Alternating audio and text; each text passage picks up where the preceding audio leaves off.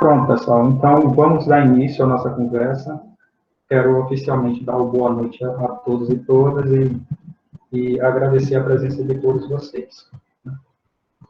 Esse, como eu já disse, é o quarto encontro do grupo GEDUC, que é o Grupo Interdisciplinar de Estudos e Pesquisa em Educação. É uma proposta horizontal de uma conversa entre dois participantes, um participante integrante do GEDUC e um convidado. Eu quero me apresentar, eu sou Paulo, sou pedagogo formado pela Universidade Federal de Pernambuco e atualmente também sou estudante de filosofia pela Universidade Federal de Pernambuco. Hoje a gente vai estar iniciando uma conversa com o Reginaldo Silva, que é doutorando em educação pela Universidade Federal de Pernambuco e assessor de projetos sociais da KNH. Também estará conosco a Amara Carneiro, doutorando em Sociologia pela UFC e assistente social pela UEC, Universidade Estadual do Ceará, e coordenadora geral do SERDECA. Depois a Amara vai apresentar melhor esse trabalho que ela está fazendo à frente da coordenação do SERDECA, na fala dela. Pessoal, inicialmente, eu quero dizer que hoje o tema da nossa conversa é um tema muito atual. O tema é Cidadão não, Engenheiro Civil. Uma conversa sobre educação e construção de novas relações de poder. Bem, é um tema muito atual e pertinente, né? A gente, quando o Reginaldo Silva propôs esse debate em cima desse tema, logo me veio à cabeça um autor bastante conhecido, um filósofo bastante conhecido na pedagogia, que é o Ivan Illich. Fala muito em relação a essa questão do diploma. E quando o Regis trouxe essa proposta, logo me veio à mente do que estaria por trás da fala dessa pessoa. É uma cena que aconteceu no Rio de Janeiro, no bairro da Tijuca, foi amplamente divulgada aí nas mídias e nas redes sociais. E, de início, quando o Regis propôs esse debate, logo me veio à mente que essa pessoa, quando disse isso, ela, na verdade, ela levantou um debate a respeito da questão de quem tem e quem não tem diploma, de uma relação de poder que se estabelece a partir do nível de escolaridade dos cidadãos. Né? Então, ela, na verdade, o que ela quis dizer, e algo muito relevante para a gente estar aqui debatendo, é que ela quis dizer que ela tinha um status social mais elevado do que aquele outro representante, que era um servidor público. Ela detinha um diploma, e na visão dela, ele não. Então, ele não podia inferir nada sobre ela. Ela estava num status superior a ele. E ainda coloca uma relação um pouco ainda mais interessante para a gente debater, que ela coloca, a partir da sua escolarização, a questão daquele que tem um diploma acima do próprio relação de cidadão.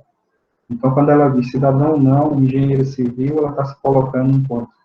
A formação escolar dela em uma relação de superioridade em relação, inclusive, ao patamar de cidadão. Então, eu deixo aqui uma dica, que é a leitura do filósofo Ivan Illich.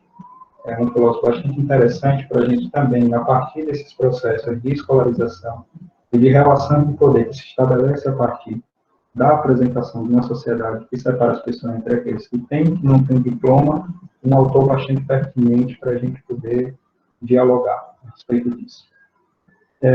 Então é isso. Eu apresentei um pouco para vocês aí do que a gente vai falar, um pouco do tema, mas agora eu vou passar a fala para o professor Reginaldo Silva, que vai ter 20 minutos da apresentação, né, inicial. Após o Regis terminar a fala dela, a Amara Carneiro irá também ter os 20 minutos dela para a apresentação da fala, e após isso, a gente vai abrir para a primeira etapa de perguntas. E vocês podem estar fazendo a pergunta tanto no chat, e aí eu vou ler a pergunta aqui por dos debatedores, e sintam-se também muito à vontade, se vocês quiserem abrir o microfone na hora das perguntas, é claro, se quiser abrir o vídeo e perguntar diretamente aos nossos debatedores. Como eu disse desde o início, a proposta do GEDUC aqui é uma conversa bastante horizontal. Então, professor Regis, a fala agora está com você, tá? Obrigado, Paulo. Boa noite a todas e todos que estão aqui presentes. Dizer que é um prazer, né, estar tendo a responsabilidade nessa noite de dividir a fala aqui com Mara. Mara que daqui a pouco vai se apresentar e vai falar, mas desde já é um privilégio estar com ela dividindo essa fala, porque Mara é uma referência na luta por direitos humanos no estado do Ceará, e tenho prazer de acompanhar o trabalho de Mara como assessor do projeto em que ela coordena, lá em Fortaleza. E a ideia na noite de hoje é nós refletirmos sobre a educação como construtora de novas relações de poder, né? E a gente escolheu a frase, a famosa frase dita por Nívia Vale, né, para um fiscal da prefeitura do Rio de Janeiro, lá no bairro da Tijuca, como o Paulo citou, né? Quando ela estava numa discussão com esse fiscal, e o fiscal chamou o namorado, o esposo dela, não sei bem, de cidadão, e ela responde dizendo, ela reage dizendo, cidadão não, engenheiro civil, formado melhor do que você. A frase completa foi exatamente essa, né? Cidadão não, engenheiro civil formado melhor do que você. E a gente acreditou que essa frase, né, e esse evento, na verdade, não só a frase, mas o evento como um todo, nos provoca a pensarmos sobre as relações de poder que são construídas pela educação. E vocês vão perceber que a minha fala de Mara também, mais adiante, estará muito permeada por experiências educativas que acontecem dentro dos movimentos e coletivos populares. Porque nós entendemos que os movimentos e coletivos populares, nos processos educativos que eles desenvolvem,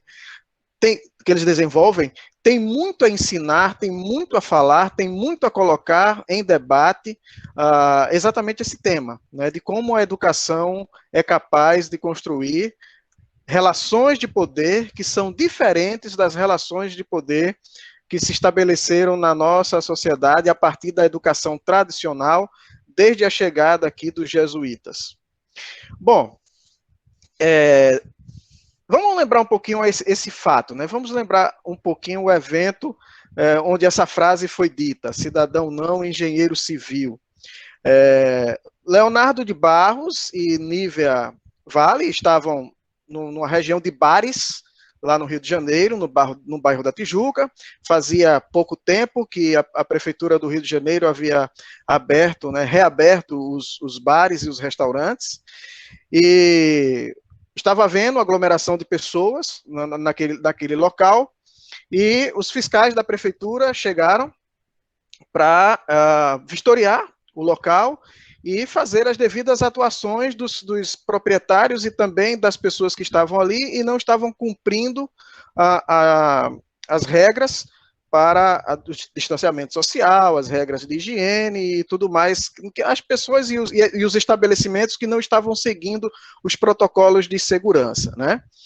E aí o Leonardo de Barros e a Nívia Vale, né, os dois, nervosos, chateados com a presença dos fiscais ali, se dirigiram até o superintendente de Educação e Projetos de Vigilância Sanitária do Rio de Janeiro, que estava ali coordenando o trabalho, que era o Flávio Graça, né?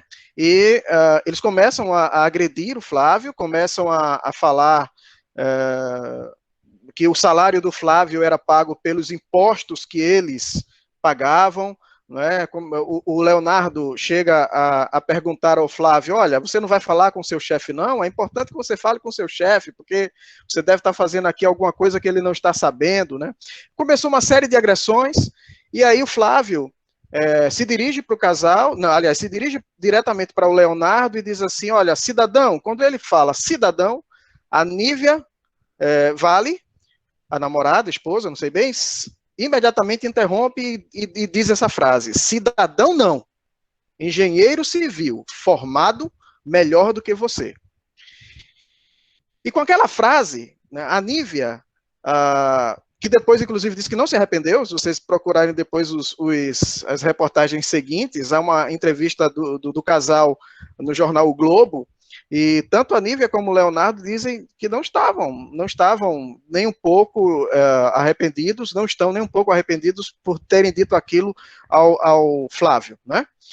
Mas essa frase da Nívia, ela começa a expressar algumas coisas que o Paulo, inclusive, já pontuou aí na sua fala introdutória, né, algumas coisas que têm a ver com algumas relações de poder que essa educação, que nós chamamos de educação tradicional, estabelece na sociedade brasileira. Nós estamos aqui citando esse fato, mas nós poderíamos citar tantos outros, daquele desembargador que também abordou um policial da Guarda Municipal, acho que do Rio de Janeiro também, e disse que não iria respeitar a ordem e a multa feita pelo guarda por ser um desembargador, e tantos outros eventos que aconteceram e que mostram esse comportamento, né, da sociedade brasileira, que é fruto de um processo educativo tradicional, um processo educativo que contribui muito mais com a opressão, muito mais com sistemas de dominação do que com a libertação. E esse fato, né, revela para nós o seguinte, de como o diploma na sociedade brasileira, na cabeça de muita gente, e sobretudo na cabeça das nossas classes dominantes, funciona como uma ferramenta para humilhar aqueles que não têm o diploma. No caso aqui, da Nívia e do Leonardo, com relação, na discussão com o Flávio, a ironia é que o Flávio é doutor em ciências veterinárias, né? Então, quando ela diz para ele, olha, cidadão não, engenheiro civil melhor do que você, ela parte do princípio de que Flávio não tinha nenhum diploma, né, sendo que ele é doutor em ciências veterinárias, né, mas ela diz essa frase, ela fala isso porque ela parte do princípio de que Flávio não tem diploma, né? Então, se ele não tem diploma e o seu esposo, o namorado, tem, então o seu namorado, é melhor do que o Flávio, né, porque possui um diploma de engenheiro civil. O diploma como ferramenta para humilhar, né, quem não é diplomado. Outra coisa que se expressa ali é a ideia da formação ou o nível de escolaridade como condição para dominar. E nessa situação específica, é aquela ideia de que aqueles que sabem, entre aspas, né, aqueles que possuem saberes, aqueles que, por terem diplomas ou por terem um nível de escolaridade mais avançada, são os que devem dominar os que não sabem, os que não têm um nível de escolaridade alta, os que não são formados em faculdade, né? Esse evento expressa também essa situação. E expressa também uma estratégia das classes dominantes do nosso país, que se constrói e que se realiza já há séculos aqui no Brasil, que é a estratégia de dividir a sociedade entre os superiores e os inferiores. Quem são os superiores? Os superiores seriam aqueles que possuem diploma, né? Aqueles que possuem um nível de escolaridade alta, esses são considerados os superiores. E os inferiores? Quem seriam os inferiores? Os inferiores são aqueles e aquelas que não possuem diploma, que não têm um nível de escolaridade alto e que precisam ser dominadas por aqueles que possuem esse nível de escolaridade maior, né? Então, essa divisão que as classes dominantes estabelecem na nossa sociedade e que fica muito bem clara, muito bem evidente na frase da Nívia, né? Cidadão não, engenheiro civil, né? É uma estratégia, na verdade, em que se criam também novas, ou melhor, se criam pedagogias, se criam formas de ensinar e aprender que visam domesticar as classes populares, né? Essa estratégia de dividir a sociedade entre superiores e inferiores, entre os que sabem e os que não sabem, entre os mais educados e os menos educados, é uma estratégia de dominação. Porque aqueles que não sabem, ou aqueles que são considerados inferiores no campo do saber, né? Aqueles que não têm uma escolaridade alta, são os bárbaros, são os incultos, né? São os violentos, né? Aqueles que precisam ouvir o que a classe dominante tem a dizer, porque a classe dominante é culta, a classe dominante é sábia, a classe dominante tem diploma. O Paulo Freire, inclusive, quando faz a sua crítica e denúncia da educação bancária, ele faz uma crítica exatamente a esse exercício de poder dos que se consideram sabedores sobre aqueles que eles acham que não têm saberes, que não têm conhecimento, né? A ideia da educação bancária qual é? É aquela de que os que sabem precisam depositar conhecimentos na cabeça daqueles que não sabem e que são supostamente os inferiores da sociedade. E o Miguel Arroyo, ele dá uma contribuição muito grande a esse debate, quando ele diz o seguinte, que os padrões de poder estão muito associados, ou estão completamente, melhor dizendo, associados aos padrões de saber, né? Então, as classes dominantes criam padrões de saber, criam padrões de conhecimento, que inferiorizam os conhecimentos das classes populares, e a partir desse processo de inferiorização, estabelecem um sistema de dominação. Nós, que sabemos, dominamos os que não sabem. E a educação, como sendo um ato político, né, ela é, consequentemente, uma construtora de relações de poder, né? E, por meio da educação, se constrói esse tipo de relação de poder que nós estamos denunciando até agora, esse tipo de relação de poder onde as classes dominantes, consideradas sabedoras, conhecedoras de tudo, dominam as classes populares, por entenderem que elas são incultas e bárbaras, né? Como também a educação, enquanto ato político, como diz Paulo Freire, pode construir uma nova ou novas relações de poder, onde essa dualidade entre superiores e inferiores se dissolve, se acaba, se resolve. E aí, os movimentos e coletivos populares que nós encontramos no nosso país, na experiência brasileira, tem muito a ensinar sobre isso, tem muito a falar sobre esse tipo de educação que constrói novas relações de poder, que não são essas relações construídas pelas classes dominantes e, como eu disse, tem essa estratégia de dividir a sociedade entre os que sabem e os que não sabem. Eu queria apresentar algumas contribuições que nós podemos encontrar nesses processos educativos das classes populares, organizadas em movimentos e em coletivos. Uma das contribuições que os movimentos e coletivos têm a nos dar nos seus processos educativos é a reação à forma como as classes populares são pensadas. Os movimentos e coletivos, nos seus processos educativos, não aceitam essa visão que vem das classes dominantes, que entende e que determina que os que são das classes populares são bárbaros, são incultos. Os movimentos e coletivos populares se opõem a esse tipo de pedagogia e criam novas pedagogias que desnudam essa estratégia das classes populares e que apresentam uma nova proposta de educar, uma nova proposta de fazer educação. Só lembrando que a pedagogia do oprimido, de Paulo Freire, né, como todos os seus outros textos que vêm depois da pedagogia do oprimido, são textos escritos exatamente como reflexões construídas a partir do que o próprio Freire viu nos movimentos e coletivos populares do seu tempo. E se a gente lê a contribuição que Paulo Freire dá à educação, é exatamente essa, né? É de mostrar, olha, dentro dos coletivos, dentro dos movimentos, nós encontramos processos educativos onde não se aceita essa dualidade, onde não se aceita essa forma de se pensar as classes populares como inferiores, como bárbaras ou como incultas. Outra grande contribuição que a gente vê nesses movimentos, nos processos educativos desses movimentos e coletivos, é a oposição às pedagogias que visam capacitar os excluídos para que eles se incluam numa sociedade que ainda vai manter o processo de exclusão, né?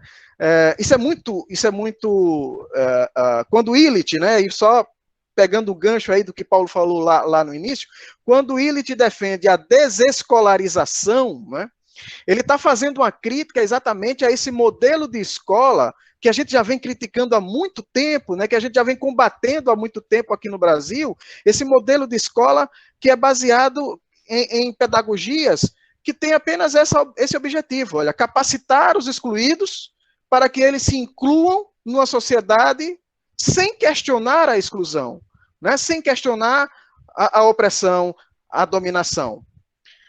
Os movimentos e coletivos populares, nos seus processos educativos, rompem com essas pedagogias e criam pedagogias que desconstroem tudo isso. Pedagogias... Oi, Paulo, tá na hora? Liga o teu fone, 5 minutos, né? Joia. Minutos. Beleza, estamos caminhando. E ao se opor a essas pedagogias que contribuem com a manutenção da opressão e da exclusão, esses coletivos e movimentos criam pedagogias que trazem a subversão da ordem vigente, né? Falam de uma nova ordem que não pode ser essa que está aí e que divide a sociedade entre opressores e oprimidos e justifica a opressão dos opressores, né? São pedagogias também que exigem que as classes populares sejam tratadas como agentes de saberes, né? Paulo Freire defendia muito isso. Não existe um saber maior e não existe um saber menor, existem saberes diferentes. E todo saber contribui para a construção da realidade, para a construção de uma sociedade. E uma sociedade justa, uma sociedade igualitária, não pode ser baseada nessa forma de compreender a construção dos saberes, onde uns são considerados mais sabedores do que os outros. As experiências dos coletivos e movimentos populares nos seus processos educativos desconstroem essas ideias e exigem que as classes populares sejam também reconhecidas como feitas de pessoas, de homens e mulheres que também possuem saberes, que são capazes de construir uma nova realidade, uma nova sociedade. E aí, para finalizar, eu queria exemplificar um pouco. A Mara vai, aí, a partir da sua experiência no SEDECA Ceará, com certeza trazer para nós muitas experiências práticas sobre o que o SEDECA vive e realiza dentro desse caminhar da educação, né, como construtora de novas relações de poder. Mas eu queria, antes da fala de Mara, encerrando a minha, apresentar 2 depoimentos bem rápidos. Primeiro, eu estudei as ligas camponesas, né? Quem me conhece já há muito tempo sabe que o meu objeto de estudo, desde a época da graduação, tem sido as ligas camponesas, que foi um primeiro movimento agrário organizado aqui no Brasil. E no mestrado, como agora no doutorado, eu tenho estudado, tenho pesquisado sobre as experiências educativas desse movimento. E nas experiências educativas desse movimento, das ligas camponesas, a gente percebe esse processo de construção de novas relações de poder. Os camponeses e camponesas, que nas décadas de 50 e 60 viviam calados, silenciados por uma ordem opressora bastante desigual e injusta, né? A partir do momento que eles começam a construir saberes dentro do movimento, novas relações de poder também começam a ser criadas a partir daí. Nós começamos a encontrar, por exemplo, na experiência das ligas, camponeses e camponesas que se levantam contra os seus patrões e denunciam a opressão que esses patrões exercem sobre eles.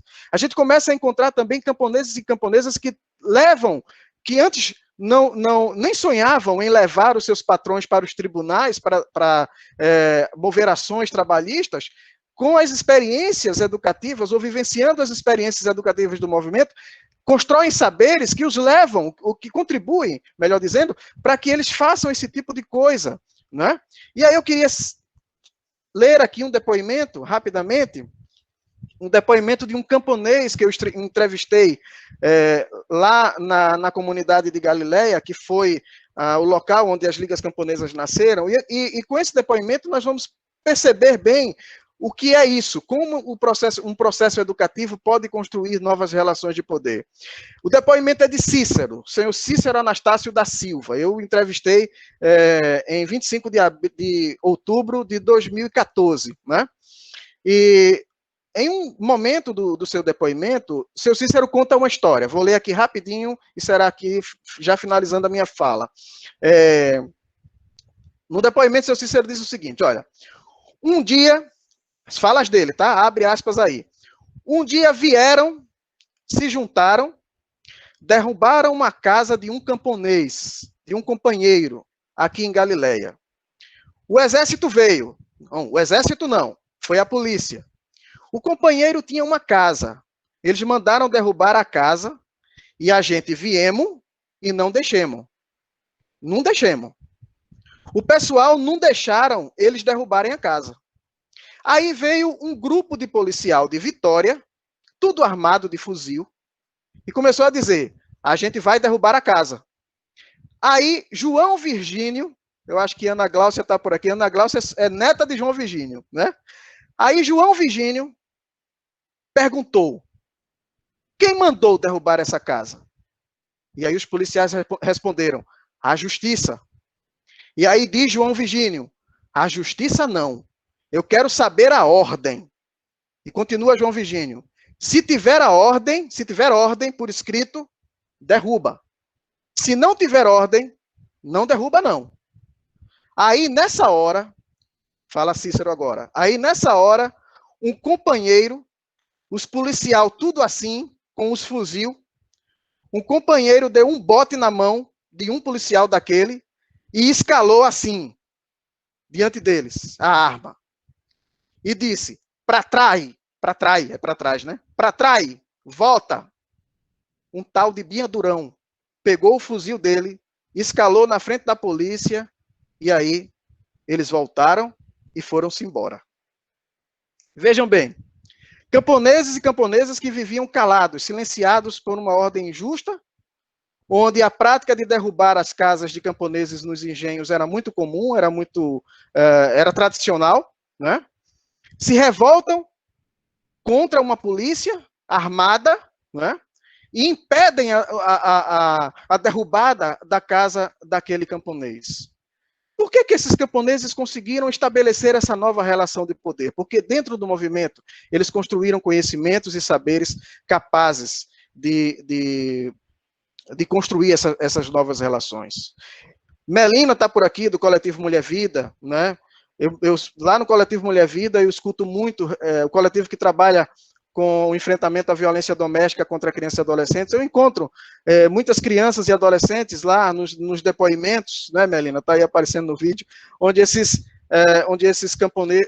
crianças e adolescentes costumam dizer assim, olha, antes a minha mãe ou meu pai não dialogavam comigo, mas agora, depois do que eu aprendi aqui dentro do projeto, eu consigo hoje dialogar com a minha mãe, eu consigo conversar com a minha mãe, eu consigo me posicionar diante dela e consigo desconstruir, né, a prática da violência doméstica. Então, são novas relações de poder que se constroem a partir de experiências, né, Mel? A partir de experiências educativas que os projetos, que os coletivos e que os movimentos populares realizam. Bom, vou passar a palavra para a Mara fazer a sua fala, e depois a gente fica aqui mais um tempinho para bater um papo com vocês a partir das perguntas e colocações que vocês fizerem. Muito obrigado. Bem, professor Regis, muito obrigado. É sempre um prazer muito grande ouvi-lo. É sempre um momento de muito aprendizado, né? O professor Regis traz as experiências que ele viveu a partir da pesquisa e a partir dessa relação dele com as ligas camponesas. E é sempre uma fala que arrepia um pouco a gente. Ele descreve muito bem, você imagina aquela cena, e é algo muito, muito emocionante, é um momento que a gente aprende muito. Então, é um prazer ouvi-lo falar tantas vezes a respeito dessa temática. Bem, agora a gente vai passar a fala para a professora Mara Carneiro. Mara, você pode iniciar a sua fala, tá? Olá, gente. Boa noite. Eu quero muito agradecer a oportunidade de estar aqui hoje nesse grupo extenso de educadores, falando sobre esses temas que são raros, né, e porém necessários. Né? Agradecer muito o convite do GEDUC, a Reginaldo, parceiro de muitos desafios. De vez em quando eu ligo para o Reginaldo para chorar as lamúrias do trabalho, de como tem sido difícil, desafiador. Ele sempre nos recebe, nos acolhe, né? Sempre muito bom esse companheirismo do dia a dia. Agradecer também ao nosso núcleo de formação do SEDECA, especialmente a Gigi, que está aqui assistindo também, que, na verdade, essa fala que eu estou fazendo agora, não é uma fala pessoal, né? Por mais que eu tenha, vamos dizer, o meu pé também na academia, em pesquisa, estou também fazendo um doutorado, mas, na verdade, o que eu trouxe aqui para a gente conversar hoje é uma experiência de um trabalho coletivo, né? De um trabalho de uma organização que quer e pretende, aposta, né?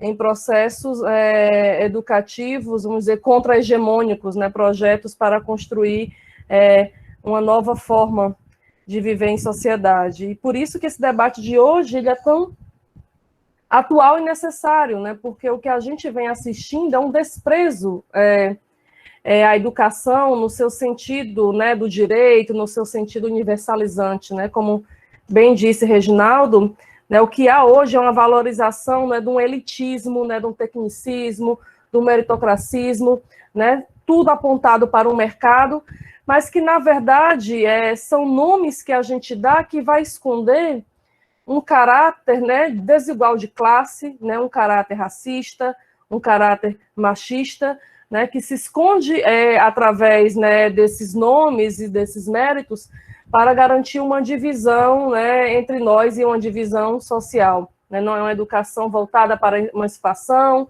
não é uma educação voltada para a cidadania de forma mais ampla. Né? Então, nesse sentido, né, o que eu quero, né, iniciar essa conversa é falando um pouco da experiência do SEDECA, né, de um trabalho comunitário. Né? O SEDECA é uma organização da sociedade civil, né, significa um centro de defesa de criança e adolescente.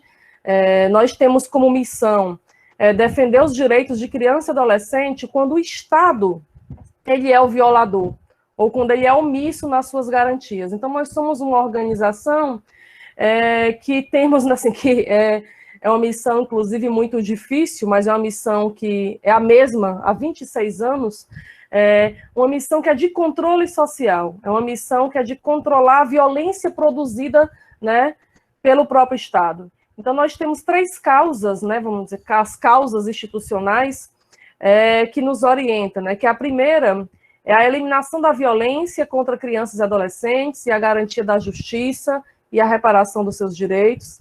A segunda, a auto-organização dos sujeitos para a defesa dos direitos humanos e a efetivação das políticas públicas para crianças e adolescentes. E a terceira causa é o próprio fortalecimento do SEDECA, como um sujeito político também na promoção, ampliação e defesa dos direitos humanos. Para isso, o SEDECA se organiza, vamos dizer, internamente, em 6 núcleos estratégicos, onde esses núcleos, né, juntos, né, e articulados, a gente se aproxima, né, a gente promove as mudanças e os efeitos, né, que se aproxima das causas que a gente quer chegar. Né? Então, nós temos o núcleo de sustentabilidade, que é um núcleo mais voltado para garantir a própria existência do SEDECA, um núcleo de incidência política, onde a gente coloca, vamos dizer, né, em prática, né, onde a praxis é exercida no sentido dessa articulação direta com o poder público, nessa incidência direta, o monitoramento das políticas públicas, porque não dá para incidir, não dá para lutar, né, sem conhecer, o atendimento de vítimas, de crianças e adolescentes vítimas de violência, sobretudo aquela produzida pelo Estado. Temos um núcleo de comunicação e um núcleo de formação, né, que é sobre esse, né, que eu quero, sobre a experiência desse fazer no SEDECA, dessa estratégia do SEDECA, que eu quero conversar hoje com vocês. Né? O SEDECA, ele surgiu, né, a gente está fazendo 26 anos, fizemos 26 anos agora em junho, né, no dia, inclusive, do aniversário do Estatuto da Criança e Adolescente, dia 13 de julho, e nós temos, né, apostado, né, na mobilização social e formação para direitos, né, no sentido, né, que a mobilização e a formação, ela transforma as pessoas, né, e as pessoas transformam o mundo, né, bem na perspectiva freiriana da educação popular. Nesses 26 anos do SEDECA, nada do que a gente, né, ganhou, do que a gente conquistou de direitos, e eu posso dizer que o SEDECA é uma organização muito importante aqui no Estado, e que a gente tem conseguido provocar, conquistar, né, vamos dizer, muitas coisas importantes para a área da infância, mas em nenhuma dessas coisas, né, que nós conseguimos alcançar, elas foram conseguidas, vamos dizer, pelo papel, pela ação judicial, né, vamos dizer, por um mecanismo frio ou burocrático dentro do que se diz Estado Democrático de Direito. Todas as questões que nós conseguimos, né, conquistar, ela veio através de luta, né, de organização social, de organização dos sujeitos, de organização, inclusive, dos próprios adolescentes.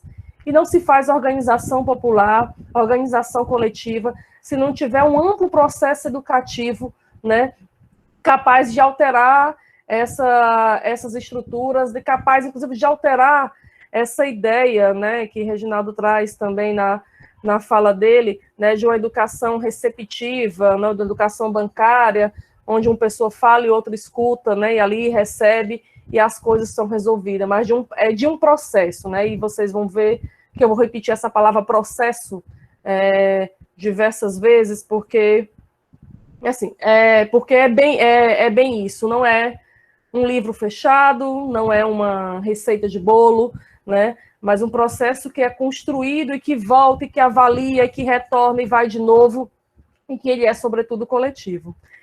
Então, quero socializar um pouco aqui, enumerei para facilitar um pouco a organizar o pensamento, do que eu estou chamando de apostas, né, do que eu estou chamando de escolhas que nós temos feito ao longo desse tempo, que tem contribuído, né, para esse processo de construção de novas relações de poder, que tem contribuído para um processo de uma educação, vamos dizer, diferenciada e voltada para a organização dos sujeitos, né. O primeiro ponto da nossa aposta, que eu estou chamando aqui, é um processo capaz de fazer a leitura da própria realidade, né? Um processo capaz de pensar a cidade, de pensar a comunidade, da comunidade que temos à comunidade que queremos, né? O que diz as leis, quais são as violações, né, dos direitos que nós passamos, quais são as forças que pulsam, né, positivamente na periferia, né? A gente fez uma live agora, no dia 31 de julho, quem tiver curiosidade depois, pode até dar olhar nas redes sociais do SEDECA, ela está lá gravada, que se chama Live, né, Guardiões da Memória, senta que lá vem a história, né, pelos nossos e pelas nossas, né? Foi uma live, assim, linda, pulsante, forte, onde a gente conseguiu colocar, ainda mediada, né, pela tela do computador, nesses tempos de pandemia, lideranças comunitárias, né, adultas, né, algumas, né, já de mais idade, e os jovens, os adolescentes que estão hoje, né, e são processos de leitura que não é a gente que chega lá e diz, olha, adolescentes, tantos adolescentes morreram, seus direitos estão sendo violados, mas a gente vai construindo essa memória, né, e esse sentimento de pertença da própria comunidade, chegando numa leitura conjunta de realidade, inclusive com choques, com conflitos geracionais, né, entre o antigo, entre o novo, e que vão sendo discutidos, né, de uma forma assim, muito interessante, né, de apontar, né, para um futuro, né, e para dias melhores. O segundo processo, né, a segunda aposta, né, que eu quero colocar aqui, é um processo que contribui, né, para o reconhecimento de si quanto pessoa, né? A gente também aprendemos, inclusive, isso, e aprendemos, inclusive, com os próprios adolescentes, né, nessa vivência mais direta, inclusive que não existe uma adolescência, né, que não existe uma infância, mas, na verdade, que existe adolescências, que existe infâncias, assim como existe juventudes. É completamente diferente falar, né, da adolescência vivida pelo um menino, uma menina aqui na periferia do Pirambu, um bairro, né, uma comunidade periférica de Fortaleza, do que, por exemplo, um adolescente né, do Leblon, né, de uma cidade, sei lá, rica do Rio de Janeiro, ou mesmo da Aldeota, que é a área, vamos dizer, mais abastada aqui de Fortaleza. Isso é completamente distinto, né?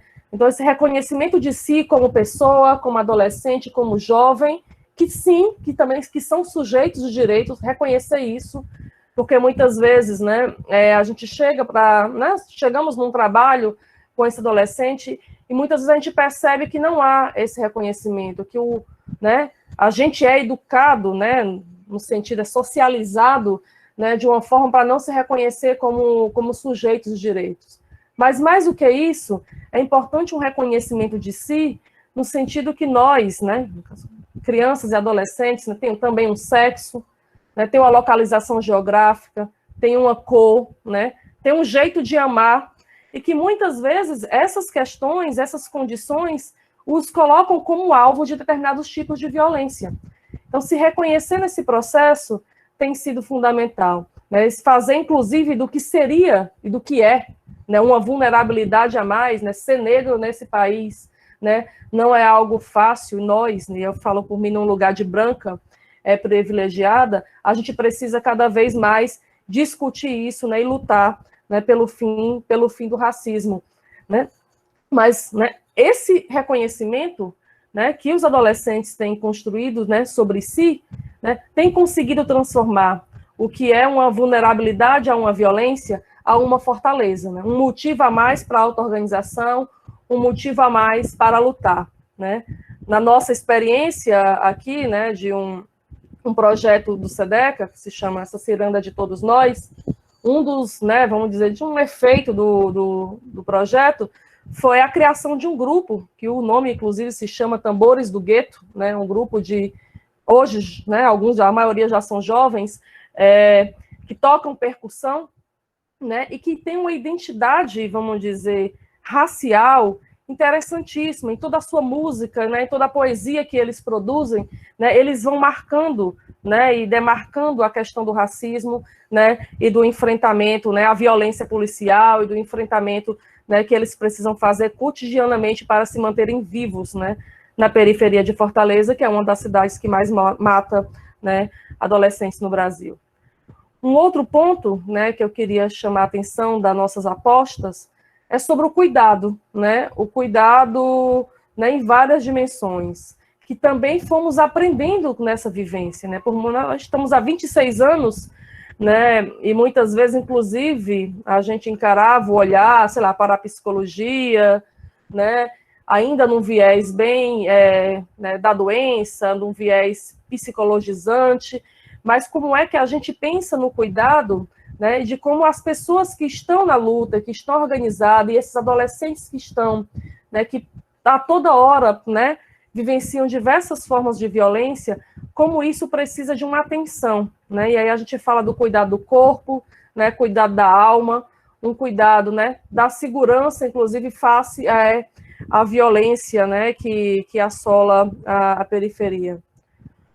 Um outro ponto, né, também dessas apostas, né, que eu queria destacar e que ele é fundamental para o SEDECA, é o princípio, que é mais do que um princípio, eu vou voltar a isso no final, da participação, que não é só dar voz, né, aos adolescentes, né, quem somos nós, adultos, né, militantes, mas técnicos de uma organização não governamental, quem somos nós achando que vamos dar voz para os adolescentes?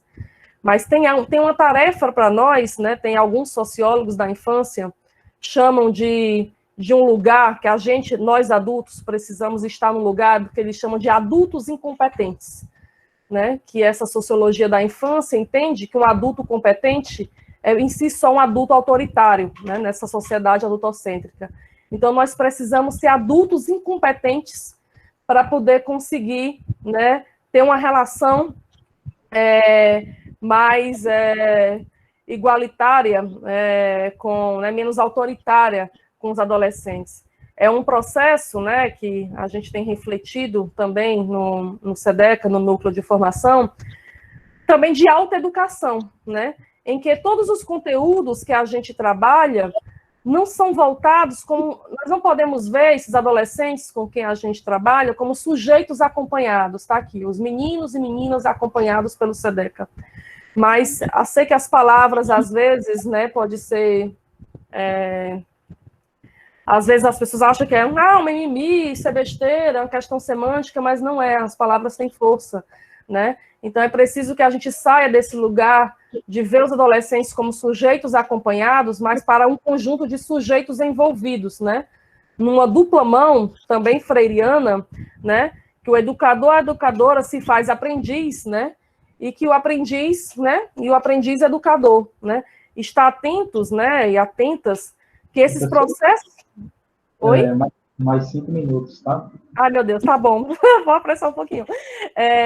Que esses processos de educação, né, o educador, a educadora que está à frente, né, que está nesse trabalho direto, é uma referência fundamental, né, para esse adolescente, não só pelo aquilo que ele diz ou que ele faz, mas, sobretudo, para aquilo que ele é.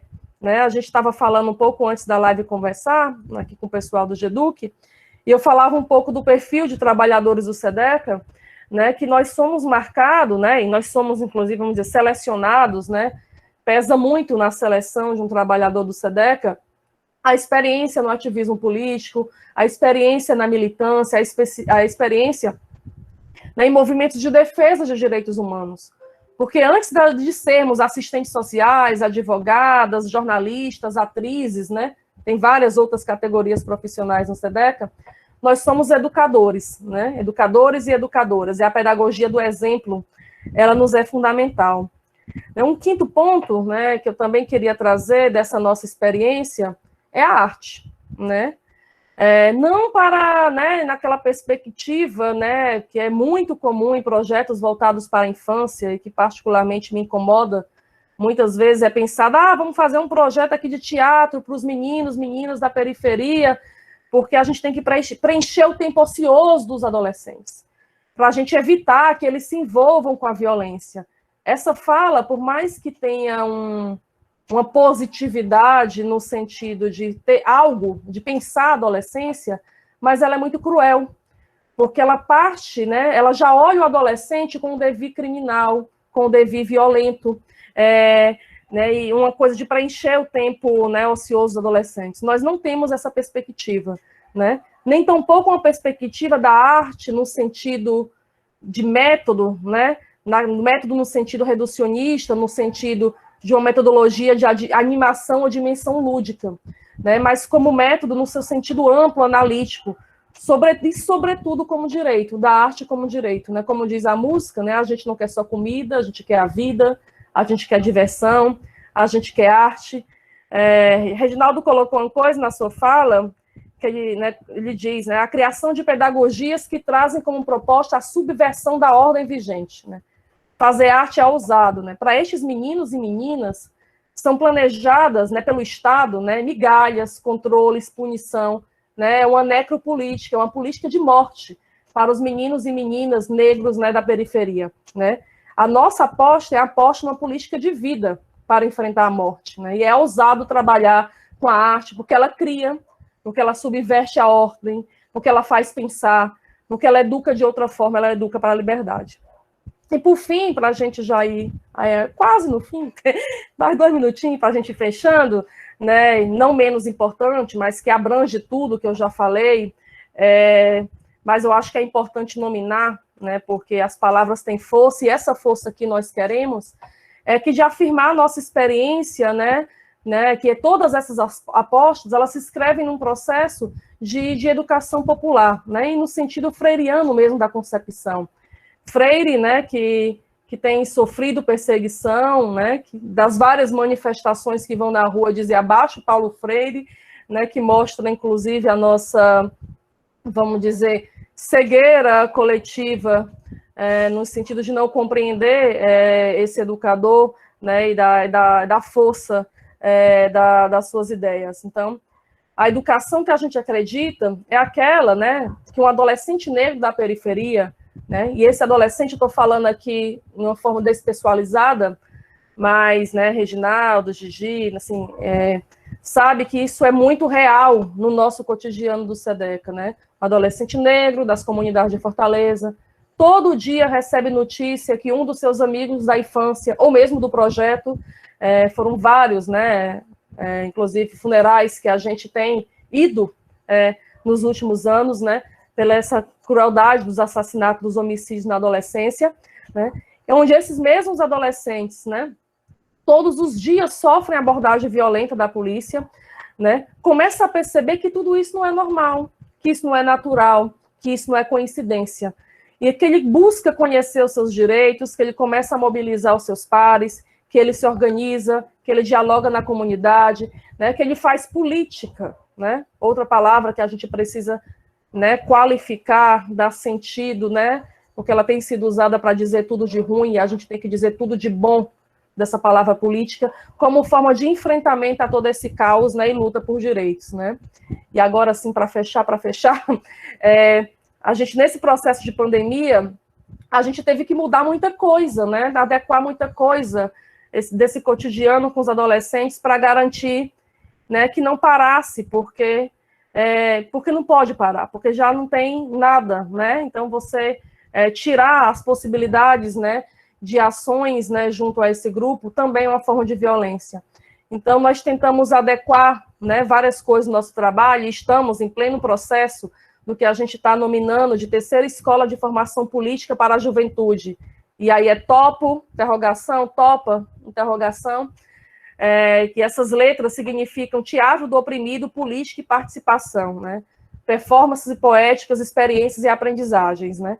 Tudo isso tem sido muito desafiador fazer isso, porque como é que a gente mantém a presença desse adolescente, como é que a gente continua um processo de construção de vínculo, onde eles não têm acesso à internet, quando a gente consegue o acesso à internet, eles não têm celular, não têm computador. Mas eu quero terminar, né, assim, mesmo com todas as dificuldades que a gente tem tido nesse processo, o que tem nos mostrado é que todas as nossas apostas, elas têm dado resultado, e a gente tem conseguido, sim, né, alterar a realidade, né, a forma, né, vamos dizer, como essas adolescências se pensam na sociedade, né, e como é que a gente contribui para construir outras, né, relações de poder entre adolescentes, crianças, adolescentes, nós adultos, outras relações de poder, de forma geral, menos desigual. E aí eu quero terminar com uma frase, né, que a gente tem colocado nos nossos materiais internos, né, de registro, que esses processos, que essas apostas, né, em processos onde a gente trabalha com teatro, política e participação, são mais do que um mote de uma chamada, né, para uma atividade, né? É um princípio, mas também é mais do que um princípio, mas é sobretudo aquilo que nos move. Obrigada.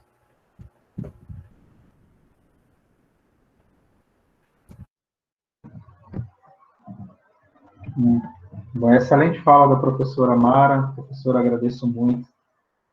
Foi muito bom ouvi-la. Muito bom ouvir sobre a realidade também dos adolescentes do Ceará, do Fortaleza, né? É muito interessante porque mostra, de certo modo, que as diferenças em relação ao que os adolescentes periféricos vivem aqui em Recife, onde moram os integrantes do GEDUC, e grande parte das pessoas que estão aqui, não é diferente, né? É uma realidade de todo o Brasil. Bem, pessoal, eu vou aproveitar esse momento, que é o momento que a gente vai começar na primeira rodada de perguntas. Eu vou aproveitar para anunciar a quinta live do GEDUC, né? Então, vou colocar para vocês aqui o card com o tema, e já aproveitar para convidar todos vocês a participarem da quinta live.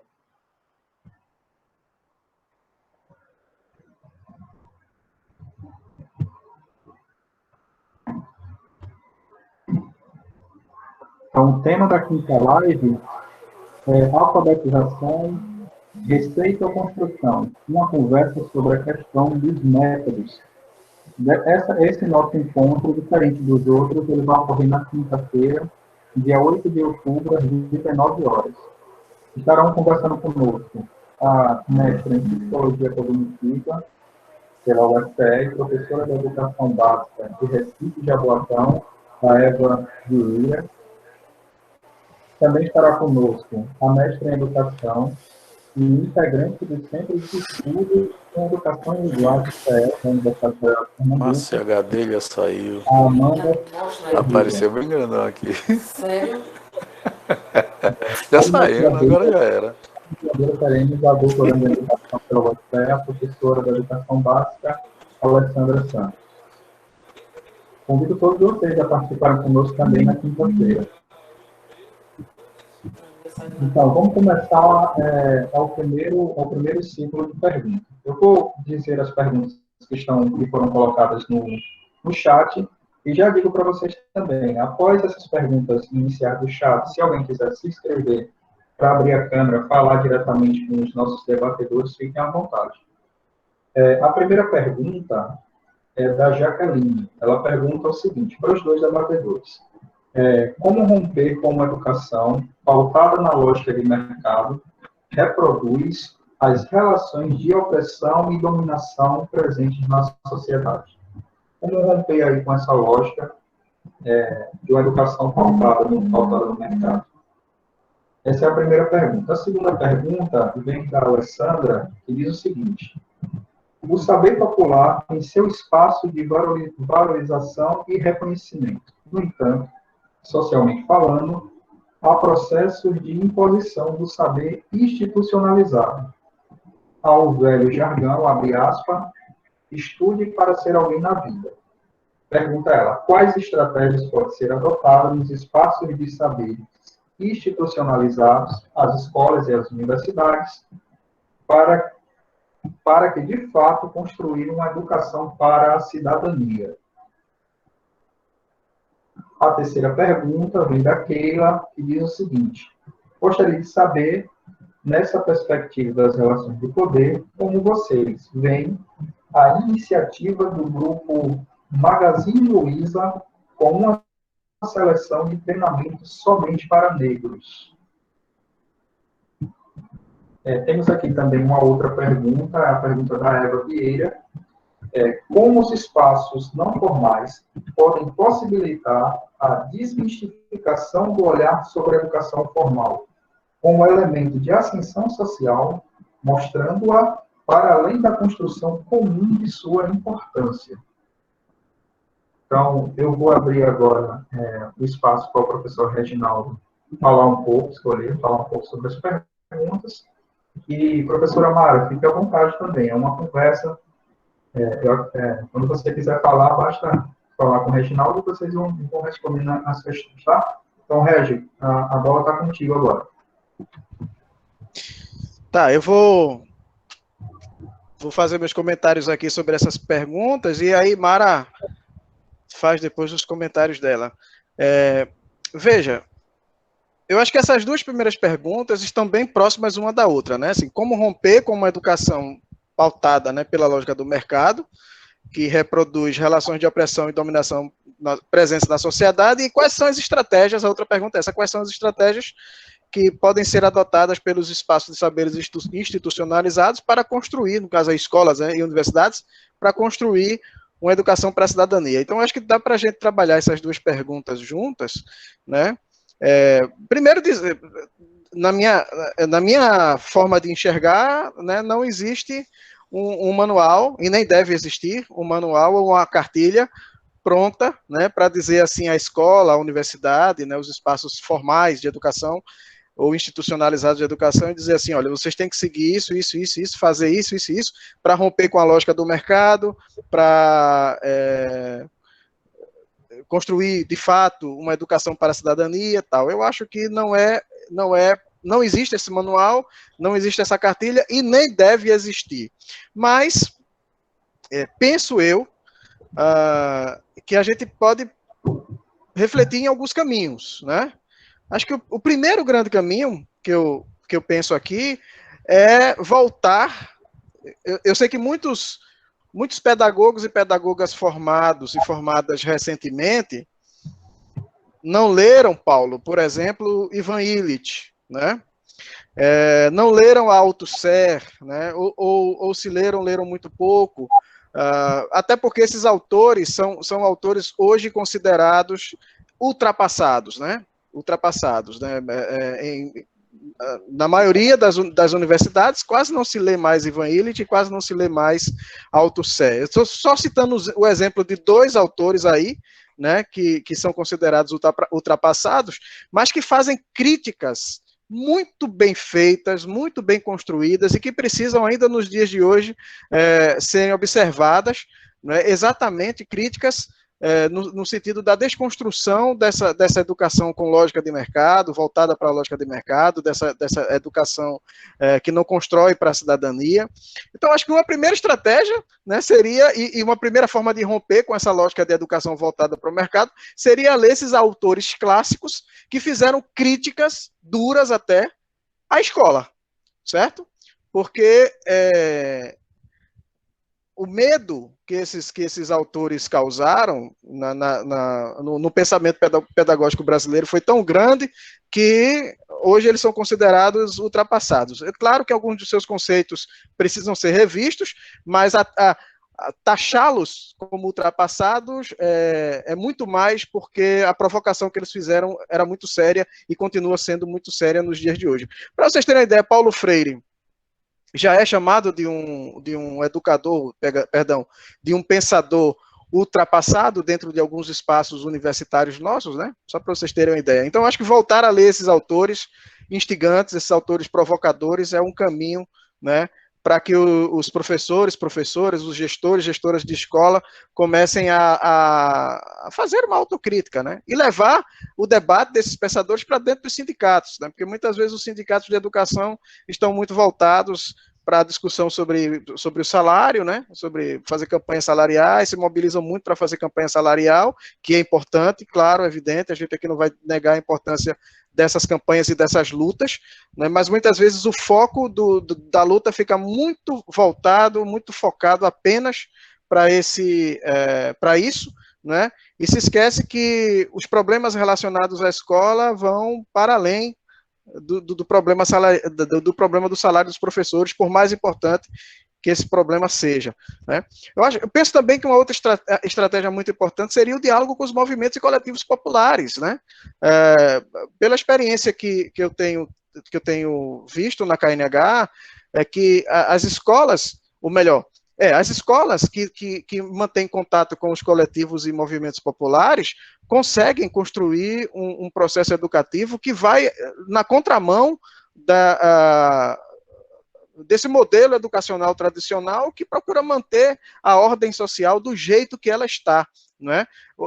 Mantendo essas relações de poder já antigas, e aí sim ultrapassadas, né? E assim, as escolas que conseguem ter o diálogo com esses coletivos e movimentos, elas avançam muito mais nisso, pelo menos é o que eu tenho visto, né? Acho que Mara, na experiência do CDH Ceará, pode falar alguma coisa também. Melina, que está aqui, né, que faz um trabalho no coletivo Mulher Vida também, em diálogo com as escolas, pode falar muito melhor dessa experiência do que eu, né? Então, bom, a princípio são esses pensamentos que eu tenho. E outra coisa, né, quando se coloca aqui, né, eu acho que foi até a Jaqueline que fez essa pergunta, né, como romper com a lógica de mercado. Olha, desculpa aí, viu, se eu vou ser ultrapassado aqui, se eu vou ser chamado de ultrapassado, mas é preciso voltar a ler Marx, tá? É preciso voltar a ler Marx, porque se a gente quer fazer uma crítica à lógica de mercado, se a gente não partir de Marx, né, mesmo fazendo críticas a alguns conceitos dele, mas se a gente não partir de Marx, a gente se perde na crítica a essa lógica, porque se tem um pensador, né, se tem alguém que pode contribuir muito com a construção do nosso pensamento nesse caminho da crítica à lógica do mercado, esse autor, esse pensador é Marx, por todas as contribuições que ele deu, né? Bom, eu não conheço, Keila, esse processo de seleção e treinamento só para negros do Magazine Luiza, mas quando eu vi essa pergunta, eu me lembrei de uma coisa, eu me lembrei de algo que aconteceu alguns anos atrás. E aí eu não sei, eu não quero condenar aqui Magazine Luiza, porque eu não sei se é a mesma coisa que acontece aqui, mas deixa eu citar esse exemplo, esse fato.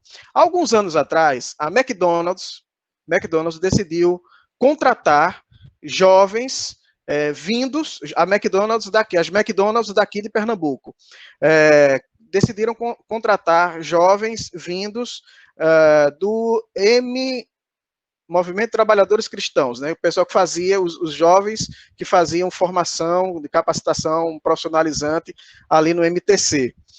E foi aquela festa, né? A McDonald's com seu compromisso social, pegando jovens de periferia, né, que estão fazendo curso de formação, de formação profissional no MTC, inserindo esse pessoal dentro das lanchonetes e tal. Foi aquela festa. Só que aí o que é que aconteceu? Aconteceu que esses jovens que começaram a trabalhar na McDonald's, ou nas lanchonetes da McDonald's, começaram a criticar as relações de trabalho que existiam dentro da McDonald's. A forma como a McDonald's funciona e a forma como ela trata os seus funcionários, os seus trabalhadores e trabalhadoras. Esses jovens começaram a fazer essa crítica. E aí o que foi que a McDonald's fez? Cortou o contrato com o MTC, né? Porque aí disse, olha, o padre Reginaldo Veloso que conta essa história bem interessante. Ele diz, olha, a McDonald's chegou lá no MTC e disse assim, olha, não dá, porque esses jovens vieram para cá trabalhar com a gente, nós demos oportunidade para eles, e eles começaram a criticar o nosso jeito de ser, a nossa empresa, começaram a criticar as relações de trabalho, a gente não trouxe eles para cá para criar problema, para criar confusão, a gente trouxe eles para cá para trabalhar, né? Então, vamos lá, se a ideia do Magazine Luiza é essa da McDonald's, então isso aqui não vale nada. Né? Então, selecionar pessoas negras para treinar, né? E quem sabe trabalhar dentro do Magazine Luiza, somente para dar a elas uma capacitação de trabalho, né? Sem um pensamento crítico, não tem muito para mim, né? Na minha forma de ver, não avança muito, né? Não avança muito, porque aí volta a questão da lógica do mercado. E aquilo que eu falei antes, é incluir os excluídos dentro de uma sociedade, né, dentro de um contexto, mas sem discutir sobre a exclusão, né, sem discutir sobre os processos excludentes. Bom, como eu não conheço, eu não posso dizer que é isso que o Magazine Luiza está fazendo, mas se for, então não adianta muito. E para terminar, para passar a palavra para a Mara fazer as suas considerações sobre essas questões também, né? Como os espaços não formais podem desmistificar o olhar da educação formal como elemento de ascensão social, mostrando-a para além desta construção, né? Bom, a gente já tem experiências, né? A gente já tem experiências aqui de muitas organizações, muitos movimentos que trabalham diretamente com as escolas e fazem junto às escolas essa discussão, né? Essa discussão de que a educação precisa ser pensada para além de uma formação para a ascensão social, mas a educação ser pensada como um ato político que tem como objetivo principal construir uma nova sociedade. Nós já temos experiências em relação a isso, eu acho que Mara pode falar melhor do que eu sobre isso, porque ela trabalha numa organização, né, que tem como um dos braços de trabalho esse também. Bom, Mara, fica à vontade aí. Então, vou seguindo aqui, Paulo, sem introdução. Legal, gente, as perguntas, né, também concordo com o Reginaldo, que as duas, né, primeiras, elas dialogam, né, como romper com a lógica, voltar para o mercado, né, os saberes institucionalizados, construção para a cidadania. Eu acho que, né, de um jeito... Primeiro que eu não tenho as respostas prontas, mas eu acho que a primeira coisa que nós temos que fazer para romper com a lógica de mercado é defender a educação pública, né, gratuita e de qualidade e, sobretudo, laica, né, porque nós estamos vivendo uma ameaça, sempre vivemos, nunca foi fácil lutar por educação nesse país, por algum momento nós sentimos que existia uma certa hegemonia, conseguimos, estamos universalizando, mas universalizando o quê? Né? O que nós conseguimos avançar foi numa universalização do acesso à educação básica, não à educação, né, universitária, da educação básica, mas uma educação que ainda busca, que ainda tem como parâmetro de qualidade o ensino privado. E aí tem uma disputa, né, que nós meio que lutamos, morremos, não é? Morremos na praia, como a gente fala aqui no Ceará, mas a gente morreu na luta pelo acesso. e nós estamos, vamos dizer, falhando na luta pela disputa de qualidade. Porque na disputa da qualidade da educação é que vai entrar algo refinadíssimo, né? Que essa qualidade que a gente quer não é necessariamente uma qualidade de uma criança estar na educação infantil falando 4 línguas, né? Mas de uma criança estar na educação infantil, né, conseguindo, né, compreender o que é o cuidado com a natureza, né, outras desconstruções de gênero, né, de ampliando o seu campo de percepção, né, e não necessariamente essa coisa do conteúdo, né, a qualidade que muitas vezes a educação pública quer. Para disputar com a educação privada, é uma qualidade conteudista, né, onde o menino, sei lá, bem novinho, já consegue fazer não sei quantas mil coisas, e aí a gente vai, muitas vezes, tentando se igualar, e nessas disputas, e essas várias avaliações que existem hoje sobre a educação pública, elas vão dizer muito mais, né, sobre os conteúdos, e muito menos, né, por esse sentido mesmo da educação de forma mais ampla, que também não pode esquecer isso, que também não pode esquecer a ciência, porque eu acho essa linha do debate tão tênue, né, ainda mais nesse contexto, né, e eu fico sempre muito preocupada se a gente, da forma como a gente diz, e se a gente se faz entender, porque ao mesmo tempo que eu tenho que dizer que a gente precisa valorizar o conhecimento popular, que a gente precisa valorizar o saber popular, que a gente precisa não atentar para essa educação, sei lá, tecnicista,